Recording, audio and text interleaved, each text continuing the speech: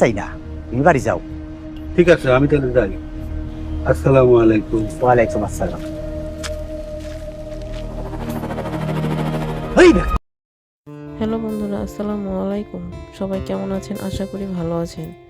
তো বন্ধুরা, আপনারা ইতিমধ্যে দেখতে পেয়েছেন আমাদের আজকের এপিসোডের সত্যের মৃত্যু নেই নাটকের 44তম পর্বটি আপলোড করা হয়েছে।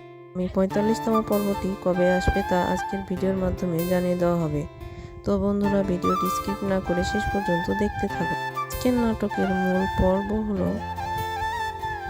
যে বৌমা ফাতেমা রাগ করে বাড়ি থেকে বাপের বাড়ি চলে গেছে।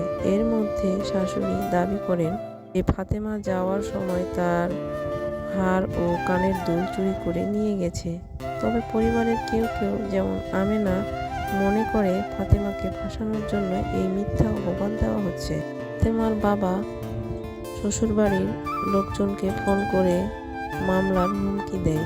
তবে আলাউদ্দিনের বাবা জানান 7 দিনের মধ্যে ফাতেমা ফিরে না আসলে তিনি তার ছেলের আবার বিয়ে দেবেন।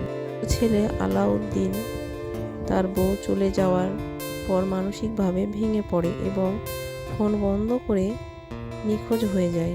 আর 2 ভাই মঈনুদ্দিন ও সালাউদ্দিন পুরো গ্রাম ও বাজার খুঁজতে তাকে পায় না। পরিবারের জন্য নতুন উদ্বেগ সৃষ্টি করে। 45তম পর্বটি কবে আসবে? আমাদের আগামী 45তম পর্বটি রবিবার দুপুর 3টায়।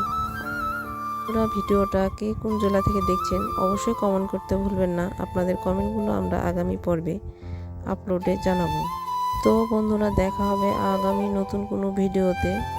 সে পর্যন্ত সবাই ভালো থাকবেন। ধন্যবাদ সবাইকে।